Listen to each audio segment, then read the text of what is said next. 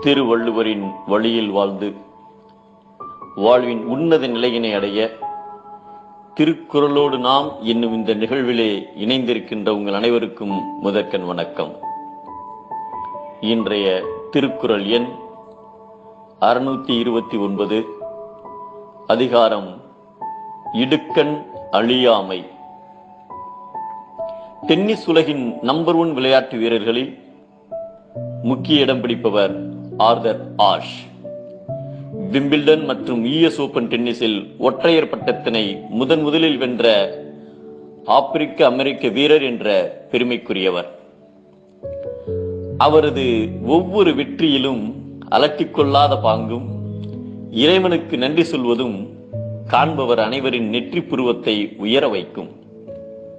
அவருக்கு மாரடைப்பு ஏற்பட்ட போது செலுத்திய இரத்தத்தினால் எய்ட்ஸ் என்னும் கொடிய நோய் தொற்ற அவரது ரசிகர்கள் எல்லாம் அவரது நலம் விசாரித்து கடிதம் எழுதுகிறார்கள்.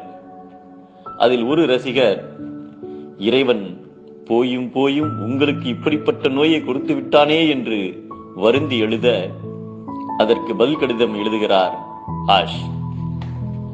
இந்த உலகில் 10 லட்சத்துக்கும் அதிகமானோர் பொழுதுபோக்கிற்காக டென்னிஸ் ஆடுகிறார்கள். அதில் 1000 பேர் போட்டிக்காக முயற்சியும் பயிற்சியும் செய்கிறார்கள். 100 பேர் தான் கிராண்ட்ஸ்லாம் போட்டிற்கு தகுதி பெறுகிறார்கள்.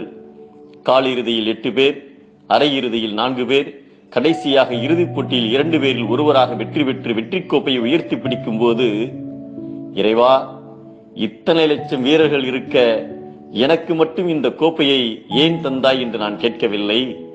ஆதலால் இந்த நோயும் ஏன் கொடுத்தாய் என கேட்க முடியாது என்று பதில் எழுதியிருந்தார்.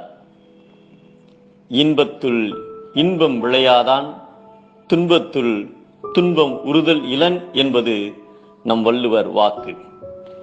நல்லது நடக்கின்ற போது மகிழ்ச்சி அடைவதும், கஷ்டம் வரும்போது துன்பப்படுவதும் சாதாரண மனிதனுடைய வாழ்க்கை. உலகில் இன்பம் என்பதும் துன்பம் என்பதும் எதுவும் இல்லை. எல்லாம் நம் மனப்பாங்கே. மனம் சமப்படும் போது வாழ்வு உயர்ந்து நிற்கும். மீண்டும் அனைவருக்கும் நன்றி, வணக்கம்.